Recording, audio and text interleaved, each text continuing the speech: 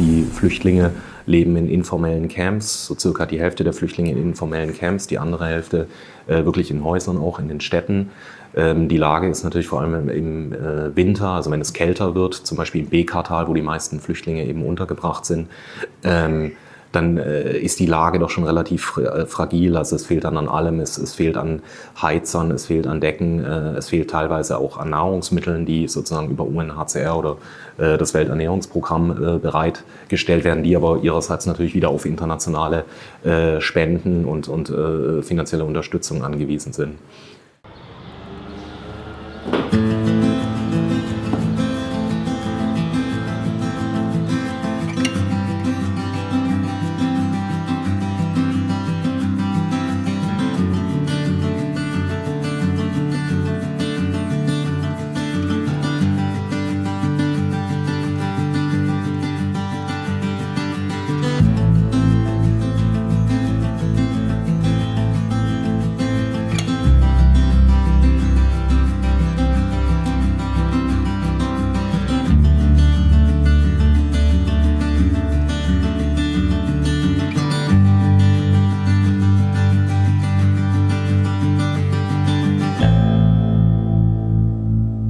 Also ich glaube, Frieden, wenn man das mal runterbricht, sozusagen auf innere soziale Harmonie, innerer Friede, inneres Gleichgewicht im Libanon, was man auf jeden Fall machen muss, wo man auch nicht aufhören sollte, ist eben einfach, weil auch die Krise sich verstetigt hat seit 2012. Man muss eben immer wieder mit beiden Seiten sprechen, insbesondere aber mit libanesischen offiziellen Seiten und eben wieder und wieder auf das Problem hinweisen, das wir derzeit haben. Also dass sozusagen die Rahmenbedingungen, die Voraussetzungen für eine Rückkehr der syrischen Flüchtlinge nach Syrien noch nicht gegeben sind. Eine Garantie für die physische Unversehrtheit von rückkehrenden Flüchtlingen kann nicht gegeben werden. Dem gewonnenen militärischen Konflikt, den das Regime gewonnen hat, hat man eben die Sicherheitskräfte, die Sicherheitsdienste in Syrien nach wie vor eben dort. Man schaut sich genau die Identität der Rückkehrer an. Es gibt keine Garantie dafür, dass die Rückkehrer wirklich dann auch zum Beispiel ihren Besitz, wenn man Häuser, noch ein Haus dort hat in Damaskus, dass man das auch wieder erlangt. Das wurde ja mittlerweile dann auch teilweise an andere Bevölkerungsgruppen verteilt. Es gibt Fälle, wo sozusagen Rückkehrer eben zur Polizei vorgeladen werden, dort verschwinden einfach, nie wieder gesehen werden. Es kommt zu Folter, es kommt zu Verhaftungen eben auch. Und die zweite Dimension ist eben, dass eine politische, also alles, was in Richtung einer politischen Transition geht, also sprich, eine Veränderung des vorherrschenden Status quo mit Assad an der Macht, dass sozusagen da nicht erkennbar ist, dass es da irgendwie Fortschritte gibt. Und das ist sozusagen auch aus internationaler Sicht, aus Sicht des UN-Friedensprozesses ist das eben eine maßgebliche Voraussetzung, die derzeit noch nicht vorhanden ist. I mean, Lebanon has not always been peaceful. Obviously, I would rather say that the recent history of the country has been going through ups and downs a lot, with really large periods of crisis. And if you ask me why today we are experiencing a relative peace. Someone yesterday, big analyst on television, was saying the war has not stopped in Lebanon. It's a different kind of war, but we are still at war. I mean, between each other communities, etc. There is an economic war. There are so many different definitions of war. But I mean, let's just make it simple and agree that now we are experiencing a relative period of peace, a relative peace. Let's not forget that a few years back, 2005, starting between 2005 and 2000, I would say 8-9, we had a series of earthquakes. I mean, political assassinations, one after the other, street fights between Hezbollah and the Hariri guys, and then between Hezbollah and the Druze community. So This is to say that it's not peace as we understand it in developed countries or in Europe or the West in general, no. Ups and downs, yes. Periods of calm, yes.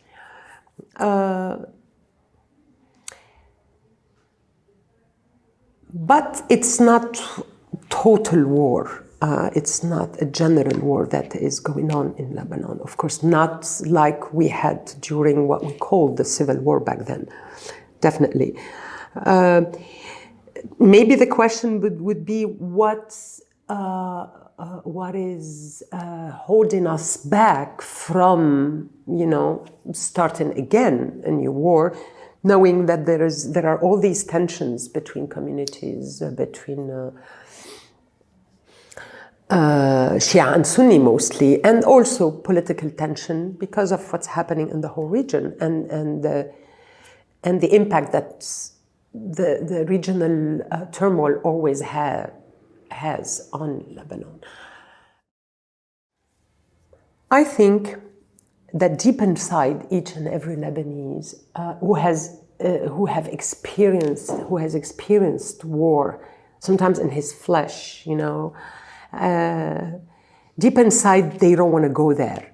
I mean, they might just take risks of, provocation, counter-provocation. They might take risks, but they know that once they are at the edge and once they have reached a no-return point, I don't think they would jump, make that extra move to push forward the country into a very destructive civil war. I'm not sure. I think that deep, unconsciously, at least my generation, who have experienced war, they don't want to go there. We know this hurts a lot. Some people say it's a miracle that we're still managing without really killing each other again. No, but I think a lesson learned, at least partially learned, because to learn the lesson completely, Lebanese needed to go into what we call un travail de mémoire, to go into the memory work, sit together, talk about what happened in the war, try to understand, try to listen to the other's viewpoint, exchange, and let it out of the system, of our collective system, and do your mourning and then move forward. This we didn't do in Lebanon, unfortunately, and I think this should have been done in a very serious way, we've witnessed somewhere around the globe, in the world. You need to, after a bloody conflict, you need to really sit and think about that, about all the demons and what happened, and talk to the other. Because this way we can start building for the future. We can start also having a vision for the future. Until today, you can see it on a daily life. We don't have a vision in Lebanon. We don't have a social vision. We don't have an economic vision. We don't have a political vision. We don't have a strategic vision for the region. Where we are, what is Lebanon's foreign policy? Nobody knows. You have different views about foreign policy. You have different views about economy, but you do not have a common project. A country is like a couple, is like a marriage, within a couple. You need to sit down, you need to have a minimum of values that you're sharing with the other, and you have to work on it on a daily basis, and reminding, your partner every day, don't forget, this is our agreement, this is what we agreed on. Of course, sometimes one or the other would deviate from the mainstream, but the job of each one is to remind the other of this contract. It's the same, especially in a country like Lebanon, where you have so many different communities. You have plenty of communities in Lebanon.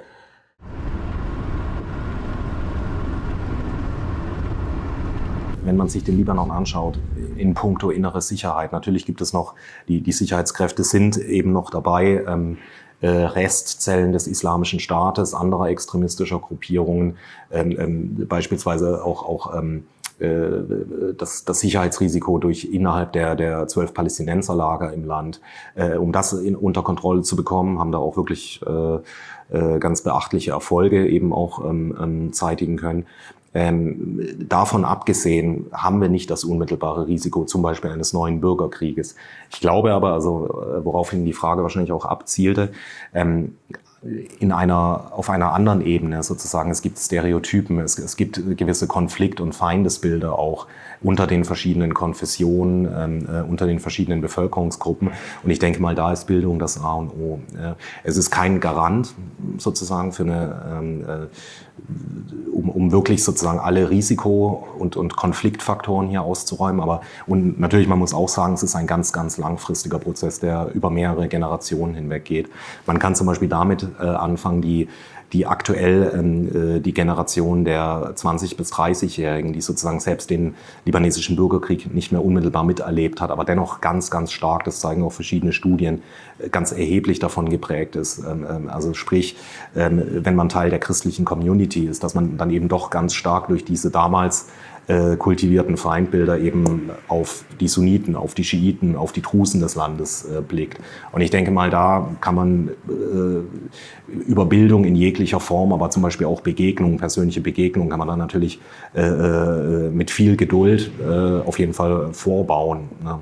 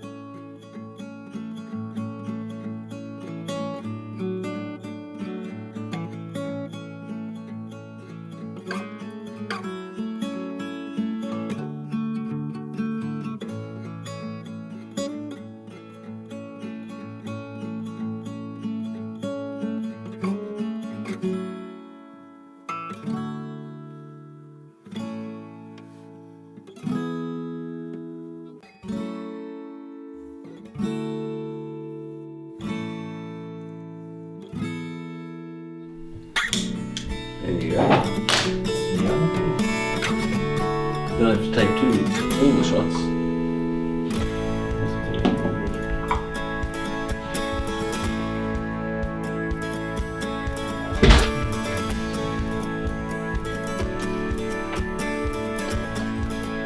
One thing you have to learn is how many spoons of coffee to put. Well, it takes 6. How many? 6. 6 for this big one. It depends on the size of this.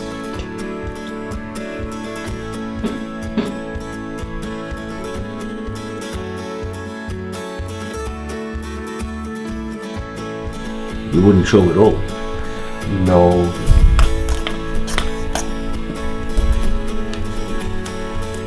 It's sweet, but it kills the taste of the coffee.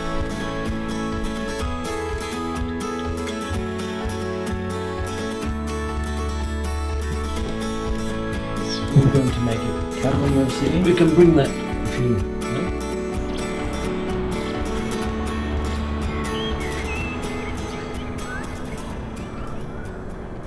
I lived my teenage life here, of course, and I always knew what the community atmosphere is like. Very close communities. You have a lot of friends. It's a good education system in Lebanon.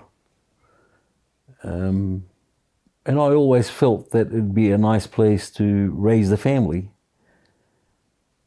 from the rat race, if you like, of the Australian or European or American lifestyle of going to work and coming home and maybe sit in the sun on a weekend or go to a football game. It's not a place at the time I thought was to bring up a family with our heritage and the values that we have. I just thought it was a different value system. the family unit. We're used to it being tight, close together. Everybody knows everyone. Everyone cares about everyone else. And it's just nice to be in amongst the community. And that's one of the main reasons why I came back. Put my kids through school here while they were young and decided to come back and live here, and we'll try to make ends meet. So it's not a financial decision, because Lebanon is the last place on earth you'd go to for financial reasons. I mean, in Australia, I was a computer programmer for one of Australia's biggest banks, and I had a good job and a good house and a swimming pool and a yacht and 2 cars, and I was quite happy in making money. So it's not the money that mattered to me at the time, more so bringing up the kids in an environment that we thought is in line with our value system as a people. So that's one of the reasons, or the main reason why I came back. Yeah. And when you came back, what have you found here in Lebanon? What was the situation in these days? Well, I came back in 93. It was just fresh out of war. But Lebanon surprised me, but I decided to stick it out. It started to lose a lot of the values that we were brought up on as a society, Lebanese society. It's a dog-eat-dog society, just like everywhere else now. But in a lot of the country regions, in a lot of the villages, and a lot of the cities, you still find people who care for people, and you make good friends, and your friends are, they're people you can call friends, and you can actually eat, drink, and be happy with. And it's just quite a nice lifestyle. Lebanese love life. So they like to live, they love going out, they love the restaurants, they love the dancing, they love the drinking, and they're a happy lot, A lot of them don't have much, but they're happier, if you like. And what was the miracle that this war ended in the 90s? This war ended in 89, 90, yes. That's when they had their Taif agreement and their treaty in Saudi Arabia, and they all agreed to form a government and stop the war. And Lebanon is still trying to pick up the pieces from the war with the infrastructure works, and even to this day we still have electricity cutouts. Most of the areas in Lebanon still have no clean drinking water. Or the water comes for 2 hours of the day, and 22 hours you don't have any water. So people have learned to make ends meet. They survive. Lebanese are survivors, So a hardship to them is nothing. It's something to deal with and just move on,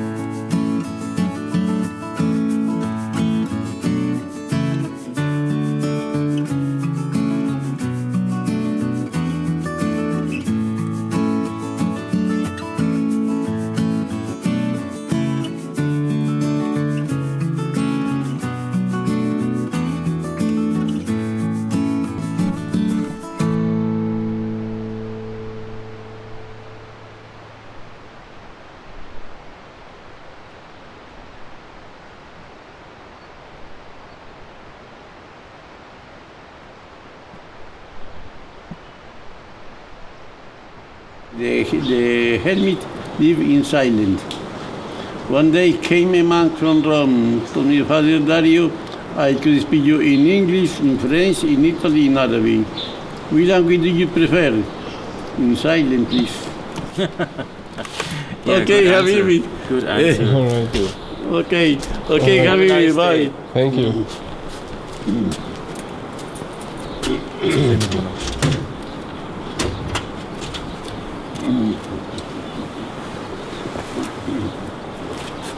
Thank you very much. Have a nice day.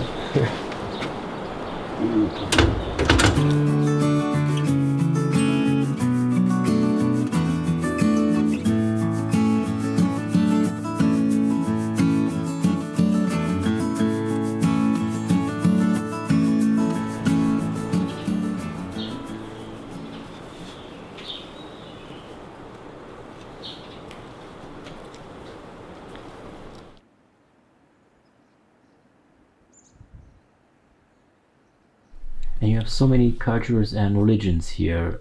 How does it work? Well, you have 18 different religions to be exact.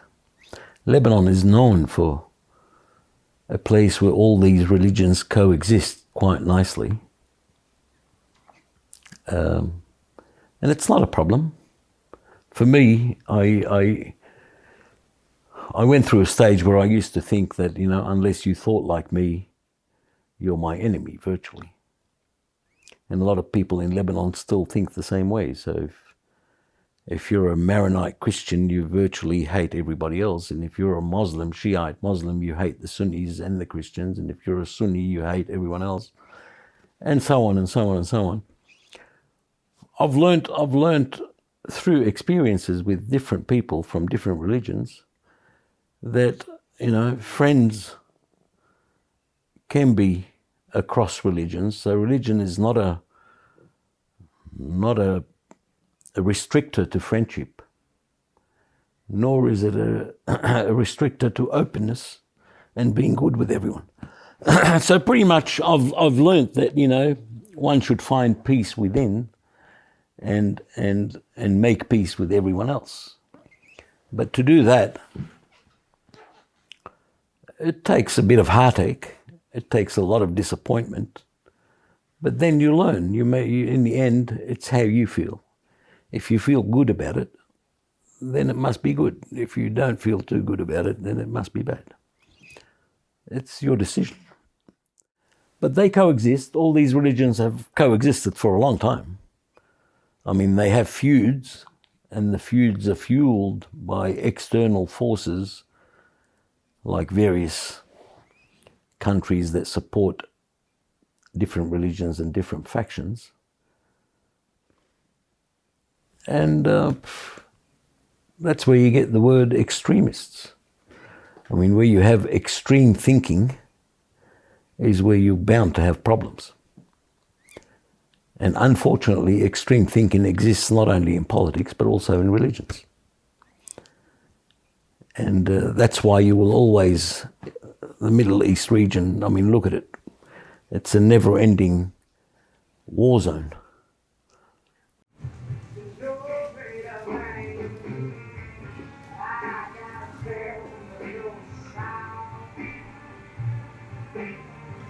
Well, there was peace before the war, but after the war, the whole country changed. Once there is a war in the country, take Germany. Have you got peace in Germany? No. Yet. Unfortunately, once the war hit the country, it destroys the peace and all that stuff, and people, they start looking at each other differently. When the hippies were here, they wanted peace. And they thought living their hair long and wearing big, colourful clothes and smoking weed and singing music, playing music and dancing and all that was peace to them. And what is peace to you? Peace is a peace of mind. Regardless of what the world's like, it doesn't bother me. The whole world is collapsing around us, but I'm at peace. How have you found the peace? Yeah. How? What is your secret to find peace? Peace, just wherever you relax and you're comfortable, you've got no problems and no one's attacking you, you don't owe money to people, you don't rob people, that's peace. Good point. Wenn wir uns den Libanon ansehen, man hat ja eine delikate Balance eingeführt und das eben auch als Resultat der Erfahrung des Bürgerkriegs. Es gibt natürlich die Religion, die hier natürlich auch eine starke Stellung haben. Es gibt aber auch natürlich einen großen Teil der Bevölkerung, der sich eher für ein säkulares Staatsmodell ausspricht, der eigentlich eher die Gefahr sieht, dass Religion instrumentalisiert, also eher konfliktfördernd ist sozusagen. Konflikt ist ja nicht nur alleine auf Religion zurückzuführen oder sektiererische Argumente. Es ist natürlich ganz stark gerade hier im Libanon, es gibt die politische Ebene, es gibt die innenpolitische Auseinandersetzung zwischen verschiedenen Strömungen. Und ich glaube, die Religion kann da natürlich eine konstruktive Rolle spielen, aber Religion alleine kann sozusagen jetzt nicht hier die Realitäten verändern. In anderen Ländern mag Religion dann vielleicht sogar eine größere Rolle spielen, zum Beispiel im Irak. Irak wäre ein Beispiel, wo eben religiöse Autoritäten wirklich auch interveniert haben in den politischen Prozess und dort wirklich auch mitgestaltet haben. Ich glaube, davon sind wir im Libanon weit entfernt. Auf jeden Fall, es lässt sich natürlich nicht leugnen, dass die religiöse Karte, wie wir das nennen sozusagen, schnell aktiviert werden kann und dass religiöse Autoritäten hier auch sehr stark in politische Debatten mit eingreifen. To be honest, I now think I could be 100% wrong, but I don't think I'm wrong. I think misinterpretation, people's misinterpretation of what they call the holy books. You know, they don't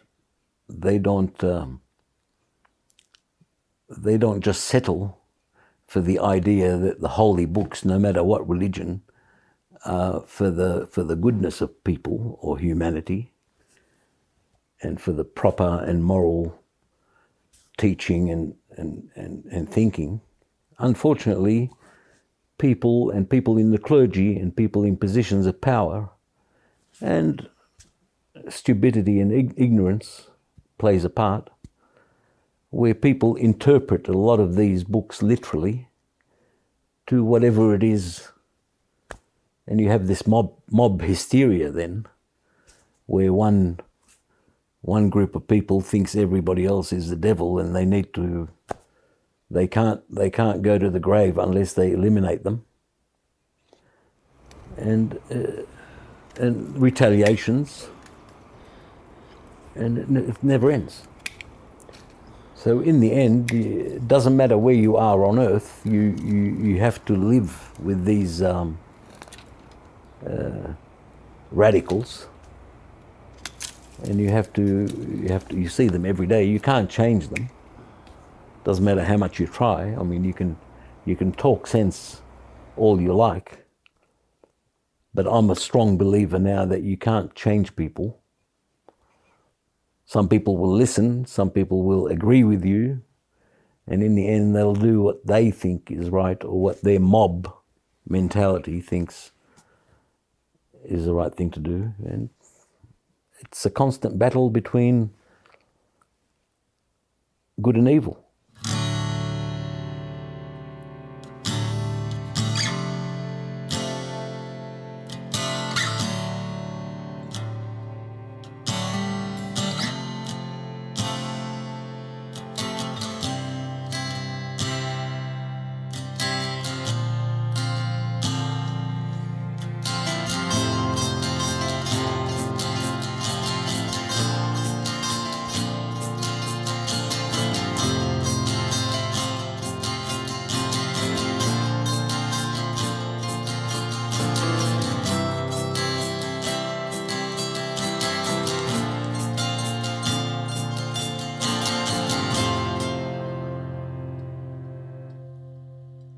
So the fighting that goes on between the big guns, the big countries, whether it's Europe, America, China, Russia, or whoever, Lebanon, Syria, Iran. It's just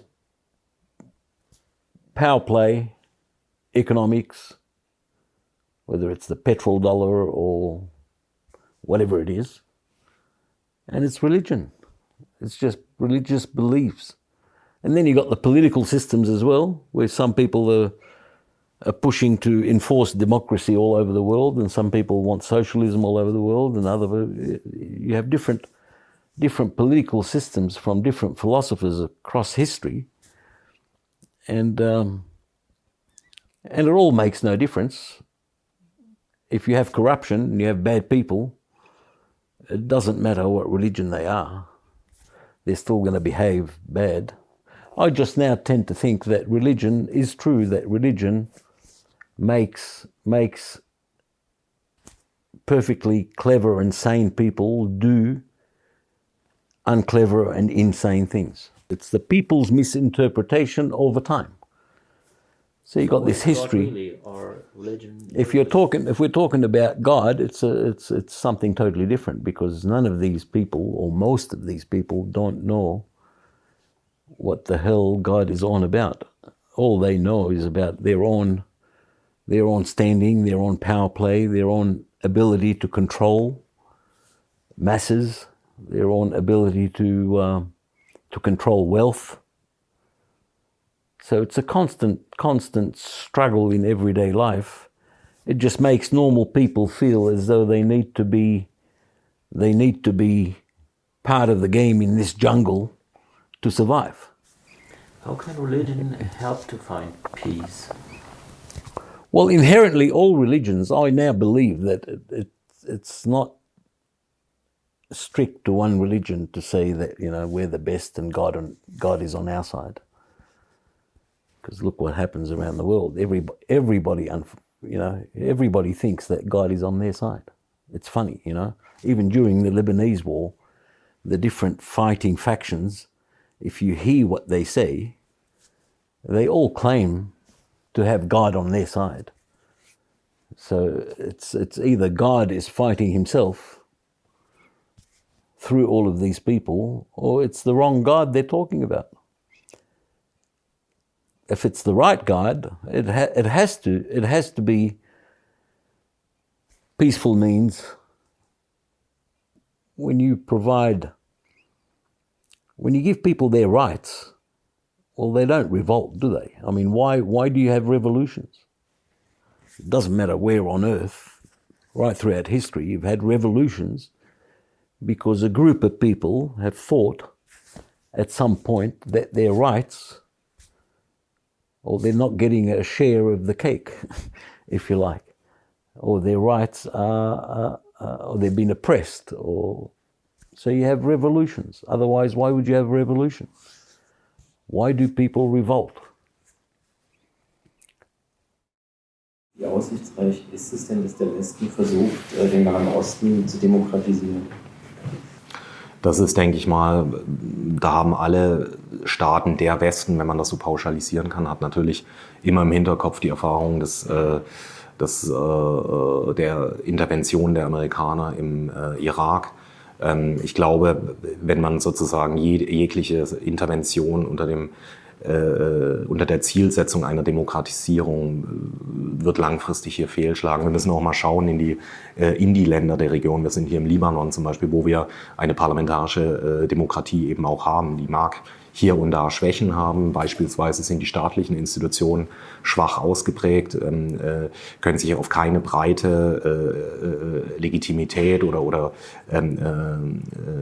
Akzeptanz in der Bevölkerung auch stützen. Aber es gibt diese Strukturen. Es gibt politische Parteien, es gibt ein Parlament, es gibt einen Präsidenten, es gibt einen Premierminister, einen Sprecher des Parlaments. Das heißt, letzten Endes jeder Ansatz, der eben das Thema Demokratisierung sozusagen ins Auge fasst, schlägt eigentlich schon fehl, weil wir hier diese Strukturen bereits haben. Man kann, glaube ich, viel mehr sagen, dass man den Gesamtprozess, politischen Prozess, Demokratie, die libanesischen Institutionen stärken, dass man das sehr wohl unterstützen kann. Da muss man allerdings auch vielleicht Abstand nehmen von den bisherigen westlichen Konzepten. Man muss schauen, wie ist die Situation am Boden, was genau ist der Bedarf. Wir hatten heute zum Beispiel über die schwach ausgeprägte strukturelle Schwäche des libanesischen Parlaments zum Beispiel gesprochen, dass jedes einzelnen Abgeordneten, der sozusagen die von ihm erwartete Arbeitsleistung eigentlich auch, beziehungsweise Kompetenz in diesen hochkomplexen Themenfeldern überhaupt nicht erbringen kann. Sprich, diese Überlegung, dass man vielleicht nach westlichem Vorbild eben das Parlament als Institution stärkt, beispielsweise durch die Einführung und auch finanzielle Unterstützung eines wissenschaftlichen Dienstes, wie wir das im Deutschen Bundestag beispielsweise haben. Also sprich durch die Sicherstellung von Kompetenz, fachlicher Kompetenz, die aber die sich neutral verhält und die sozusagen nicht Teil einer politischen Gruppierung ist. Das zum Beispiel wäre ein Ansatz. Das würde ich mal fassen unter den Aspekt des Kapazitäten-Auf- und Ausbaus, ja, Capacity Building für das libanesische Parlament. Das wäre zum Beispiel eine Sache. Ein zweiter Aspekt, der mit Sicherheit auch noch eine der wenigen Optionen eröffnet, ist die institutionelle Unterstützung der libanesischen Armee, einer Institution, die von einer Mehrheit der Bevölkerung wirklich auch unterstützt wird, anerkannt ist. Also in diesen Feldern gibt es verschiedene Möglichkeiten der Intervention. What is democracy? Democracy is where you have equal rights, equal opportunities, and the government body protects your rights and protects your freedoms. I mean, that's democracy. But you cannot apply that across the mentalities of the extreme people of the book. It doesn't matter who they are, Jewish, Christian, Muslims, or Buddhists, or Druze, or whoever. You know, extreme people of the book who have misinterpreted the book all of these for thousands of years, they don't even understand, they don't even care about democracy. A lot of people, there are people around the world. I personally think that the best political system, it's been said before, is a benevolent dictatorship. So if you have a good dictator, you're likely to have the best political system there is. Someone who makes the decisions, someone who is fair, right? And then everybody else just lives their life the way they should. But unfortunately, how often do you get good dictatorships? As a journalist, you probably know that a journalist's role is not to build peace, is not to push towards peace, is not to... I mean, a journalist is a journalist, is to bring information and to report the information in the most credible way, in the most serious way, in the most ethical way. And, you know, to shed the light on what's happening. By shedding the light, meaning, you know, bringing a comment or an added value or an analysis to what's happening. So a lot of people would argue with you, tell you, no, it's not your job to do peace. It's, you know, peacemakers who do peace. It's diplomats. It's people behind the scenes, NGOs, politicians. So I am not sure that it is up to us to journalism that pushes towards peace. What we could do, though, we could prevent ourselves from, there is a say in Arabic, I think it's the same also everywhere, when you put oil on the fire, you can prevent exacerbating a situation. You need to be aware of the impact that each and every word you are using and either broadcasting or writing, you have to be aware of the heaviness of the words and their impact. and this leads me to talk about the responsibility of a journalist. A lot of time, journalists do not realize how much responsibilities they have, because, they are conveying a message, they are conveying an opinion that will have an impact, either positive or negative, on thousands, hundreds of thousands, millions, depending, of course, on how diffuse will your message be. Report on it in a very objective way. Do your job. By doing your job, it's already a contribution to peace. Doing your job meaning really, checking your information, having all opinions, being considered, taken into consideration, and maybe not being consciously or unconsciously, not being motivated by the success that your story will have, as much as by the profoundness of the message you are sending. And having in the back of your mind, really yes, I want to be part of bringing a solution to peace. It's not my job. But if you have this in the back of your mind, as a, song, or, as a tune, for your story, you will know that you will be more careful, doing your job more seriously, checking your information, using the right words. You will definitely be more careful. There are sometimes really beautiful stories that can help also, improving the general mood, and maybe pushing people to think more about peace than about war, to understand that the benefits of peace are far more than the benefits of war. Maybe in that sense, we can conduct our stories. It's where you belong. You probably feel it's the best place on earth. So if you ask an Iraqi, he'll probably think that Iraq is the best place on earth, Libyan would do the same, and even a Syrian now would do the same. But regardless of all of this, I got it. Thanks. Regardless of all of this, we always thought, and I don't joke when I say this now, when God created the heavens and earth, we believe that one day he decided to actually create a heaven on earth. And he looked around and he thought, well, you know what? I think Lebanon is the place. It's such a lovely place. Good mountains, good valleys, clean air, good beaches, close proximity. Everything's just so nice, a lot of greenery and a lot of water and all that sort of stuff. So he created Lebanon as his heaven on earth. So we believe. And then, unfortunately, we also believe that to spite God, the devil decided to live in Lebanon.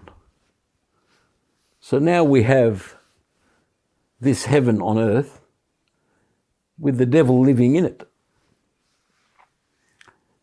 The devil's found in politics. He's found in churches and mosques and synagogues or wherever. And he's found in normal society with everyday dealing. That's why I'm a true believer now that once you see that heaven on earth, heaven and hell are your everyday life, it's a constant battle between good and evil. It just makes you more determined to be good, to triumph over evil.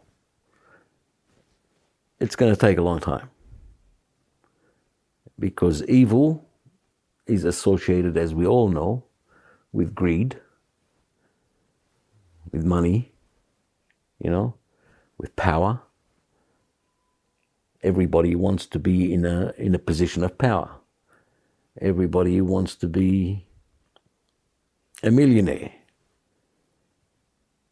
And everybody is greedy because a lot of them have got positions of power and they're millionaires, and yet they want more. And you think that, well, somewhere along the line, but are they happy?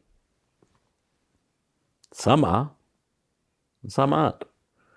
But those who are happy, seemingly happy, I'm certain they wouldn't be.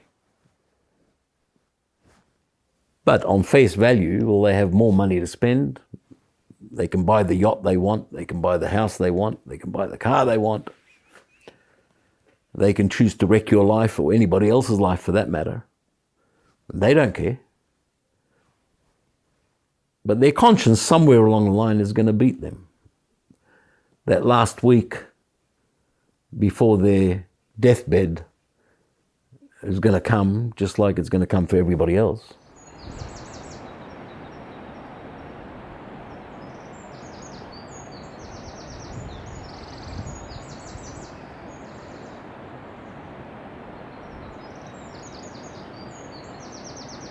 No, we'll see what happens when you live in a community atmosphere. In the end, you have a good relations with a lot of good people, and after a while, you build some sort of a respect in the community that you live in. It's just like every other community around the world.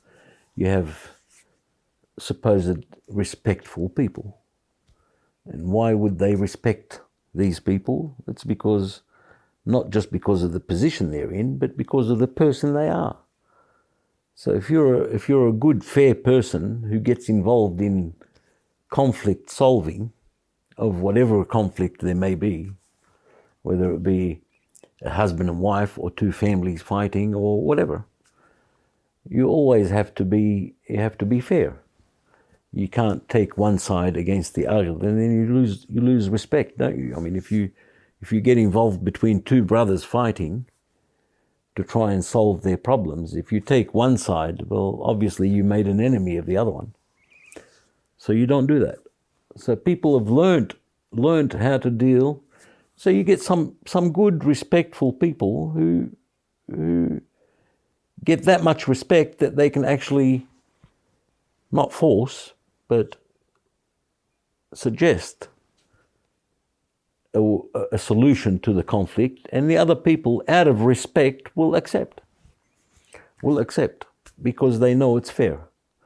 So that's the system, but that's changing as well. It's only changing. I don't know if the social media and the openness to the world has anything to do with it, but all the young people, like every country's young people, they don't listen to anyone. They're disrespectful to their elders. So when you've got these type of things, and these are happening, you can see them, but they're controlled in one way or another by the parents because they're more aware that they should be talking to their child or putting pressure on their child to actually change his attitude or whatever, because it's not the way we live. You get all sorts. But it happens, the conflict solving in a community comes through respectful people. Not all the time through the politicians, and not all the time through the religious clergy. Most of the time it gets solved through just normal, respectful people in town who are fair about whatever logic that they might suggest to solve the issue. Yeah.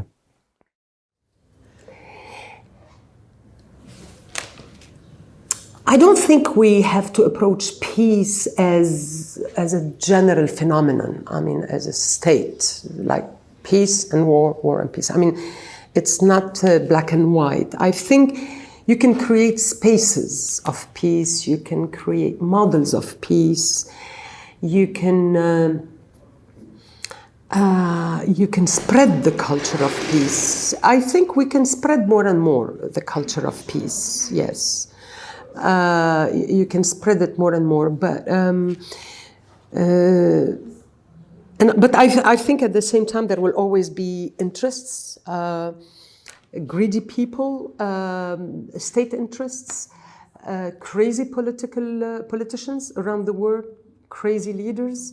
I mean, it's always been like this throughout the history, and it will always be, because it seems that politics, unfortunately, attracts not necessarily people who have ethics and values, but people who have usually a huge ego, and people who have a lot of emptiness that they need to fill with the feeling that they are in power and they control things. And for that, they need power, they need the prestige behind the power, and they need the money also behind the power. We see this sometimes in big businesses around the world. We would like to see more competent people in the sense that, in politics, in the sense that people who have the expertise but also who have the values. Because we tend to forget that politics is also a mission. I mean, it's not only, again, a job where you just come and get all the benefits from it and you don't give anything back. I mean, there are rules, there is ethic. Politics used to be much more based on ideological views, on ideologies in general, and therefore on values. Unfortunately, we are getting away more and more from values. The world is becoming so much geared by money and interests, but this will lead to lessening the humanity that is in us. And once we lose the humanity that is in us, we lose our souls, and we lose everything, and we lose even, the joy of living. I mean, I'm getting maybe to a philosophical place, but peace would never prevail as such. But we can contribute to creating spaces of peace and maybe enlarging the community of people who work towards peace than people who work towards fights and interests and conflicts and.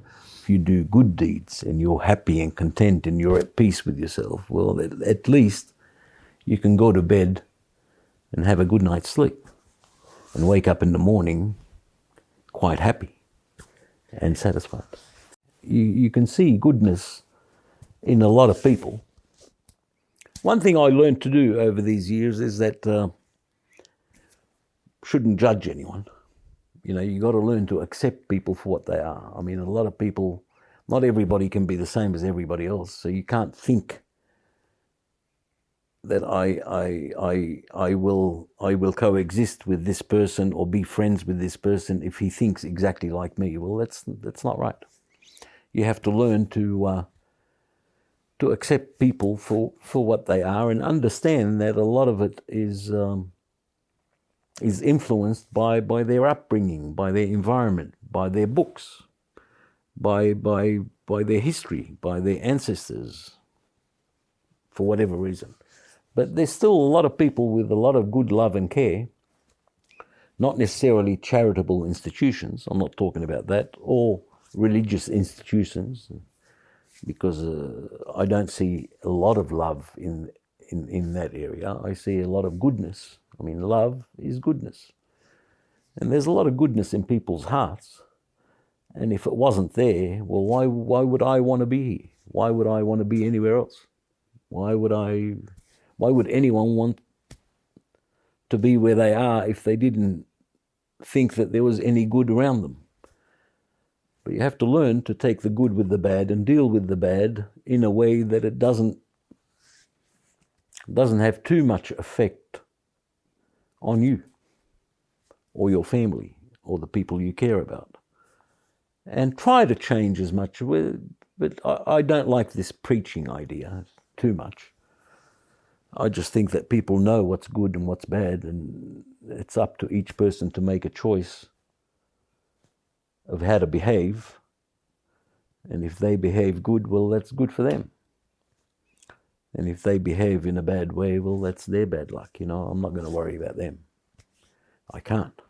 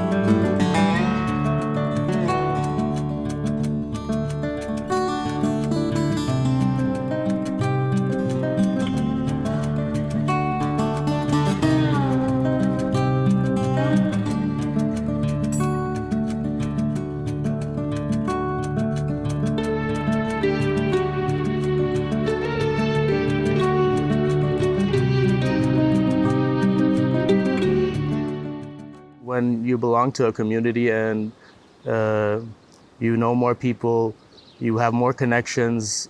I think this helps the Middle Easterner be more happy. Even you have a very large poor society in the Middle East that I personally view them, being a psychologist, as being more content and having a lot less levels of depression than the Western world is experiencing right now. And moreover, like the Western world, the jobs that they have are working inside of a cubicle or a desk or sitting down for 8 hours, basically. And the human body wasn't made for that, and the human mind wasn't made for that. And it's really, it's imprisonment, really, and it's in slavery. Like even you're working for something that's not yours. You're working for a boss. You're working for a company which you're devoting yourself for something that's just work. It's not a product that you're making. It's not something that's going to stay with you. It's just your time you're giving to someone, basically.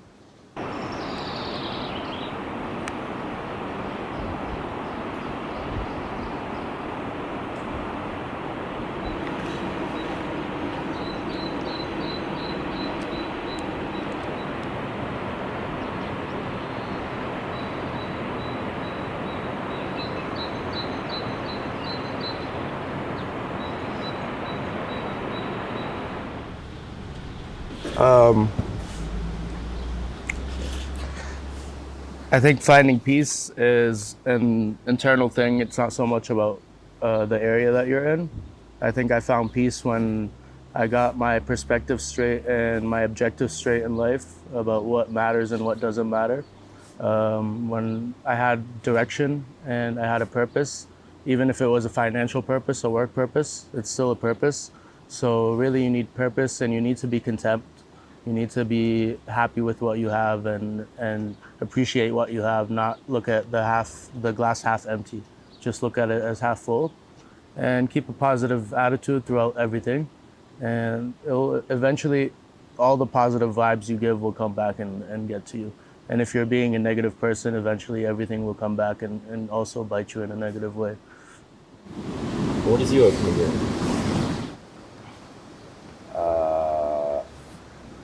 In what they call the old countries, the family value still have more value than in the West.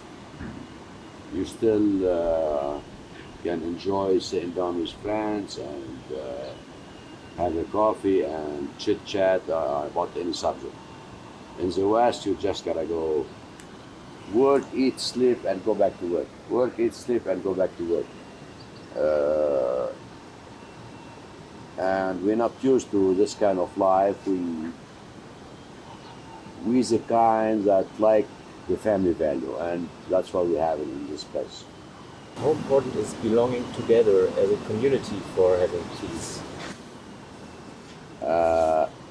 When you know the people around you, you'll have more trust in them, and they trust you more. And the beginning and the end of peace is a matter of trust. If you don't trust your neighbor, you're not gonna have peace with him. If you trust your neighbor, you can leave your door open, your car open, and go to sleep.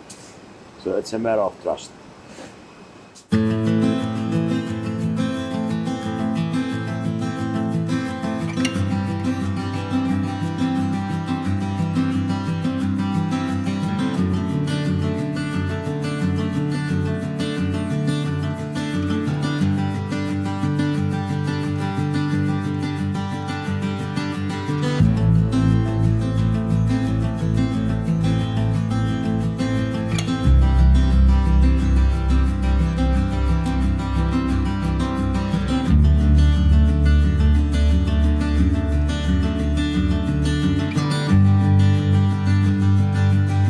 Cedars has been mentioned in the Bibles many times, and it's also because it is important, it was mentioned also in our Bible.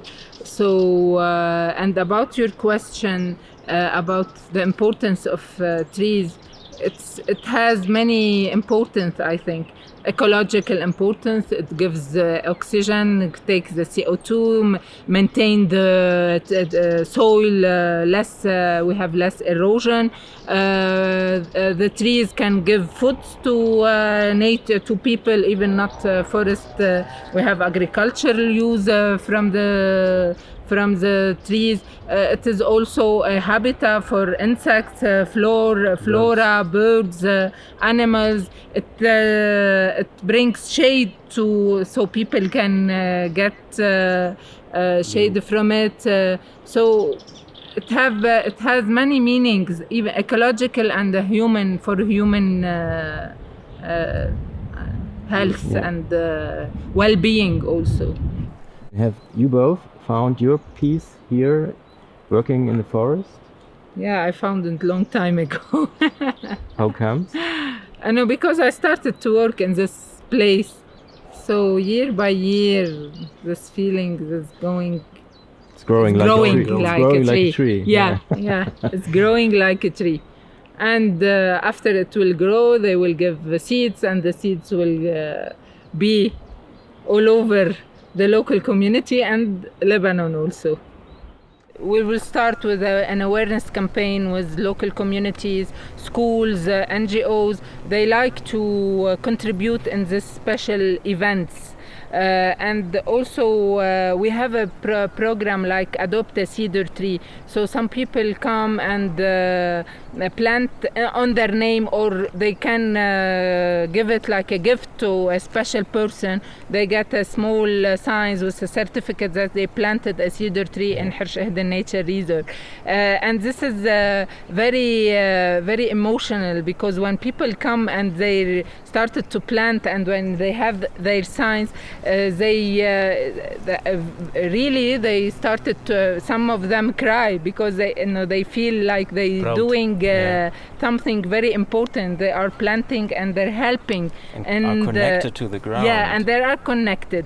Yeah. And some of them, most of them come year after year to see where where their trees are, and how they come, how they became, and checking. Yeah, so the link between the plantation and the cedars, and even other species of trees, and the nature and the human, it's increasing enormously in Lebanon. And we, as you mentioned, 1 million tree in Lebanon. We have a national program with the Ministry of Agriculture to plant 40 million trees. So all of us are working in the same vision or objective. We're helping our country to achieve this number. So isn't this a seed for peace in your community? Yeah. That's what I mean. Yeah. Yes. Do you believe there's a chance for peace in the world? I doubt it very much. Maybe few hundred years ago there was better chance than now, and as we go forward, the chance of peace goes towards zero, because human beings now are more toward making money and more aggressive toward fighting each other to make that money. And the more you fight each other, the less peace you're gonna have, and you're going in a circle where there's no end to it, no beginning and no end. So I doubt that we can in our lifetime or the next generation, we're gonna see peace the way we understand peace. What about the next generation? Do you believe in peace? I think your question is very broad. I think your question is more on an individual basis than a cultural or large basis. Like, what is peace? You have to go into the individual person and see how happy they are. More to your point, I believe in what my father said, that the world is declining in these aspects, especially the older generation. But with the younger generation, what I've personally noticed, I've met people from every different country and from all the different age groups. So the younger generation is really enlightened, and they're really upset about how the workings of the world are, how the rich few have control of the many poor, and how, like, they're not communists, the people I meet, but they definitely don't believe in this severe inequality that's happening. And actually, most of the younger generation that I meet and I talk to, they're ready to revolt. They're ready to change this. And if there is a movement, I know that for a fact that they would be ready to go for it. And really, the younger generation in Lebanon, also, all of it, they feel this way about the topics, and most of them are enlightened about these things. Do you believe in this generation? Feeling something is way different than doing something. He's right about all his feeling and the new generation feeling, but what is the new generation doing about it? Nothing. Absolutely nothing. Now or next year or 20 years from now. The doing is the important more than the feeling. And the feeling by itself doesn't take you nowhere. He is right, you know. So it's time for people to make a change. It's how people decide they want to live, you know. You can live your life in a heavenly manner, and you can live your life in a hellish manner, and you can make the life of the people around you hell or heaven. It depends on how you act and how you behave. In the end, you're the one who's going to suffer the consequences. In the end, we're all going to die. Conscience is a bad thing, you know.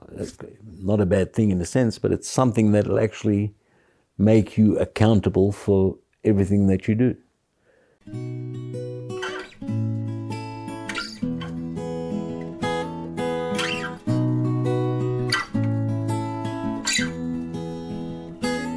Ein halbes Leben suche ich schon den Schlüssel.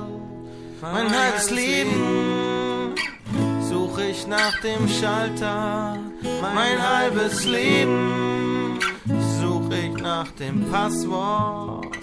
Denn ich will raus hier, es muss doch eines geben. Vielleicht ist diese verrückte Welt einfach sowas wie ein Test. Ein Geduldsspiel, wer von uns am längsten durchhält. Wer das alles mit sich machen lässt. Ey, das kann's doch nicht gewesen sein. Da kommt doch gleich die Lösung rein. Es macht Klick und alle Menschen sind auf einmal voller Liebe. Einfach schnipp und der Albtraum ist vorbei. Vorbei, nur ein Tick und auf dem ganzen Planeten herrscht plötzlich Frieden und das alles passiert in ein paar Sekundenbruchteilen. Wahrscheinlich ist es doch nicht wahr. Wahrscheinlich bin ich nur ein unverbesserlicher Träumer. Aber Hoffnung ist noch immer tonnenweise da. Und eines Tages ist sie vielleicht, nein, ganz sicher, der Abräumer. Es macht Klick und alle Menschen sind auf einmal voller Liebe. Einfach schnipp und der Albtraum ist vorbei. Vorbei, nur ein Tick und auf dem ganzen Planeten herrscht plötzlich Frieden und das alles passiert in ein paar Sekundenbruchteilen.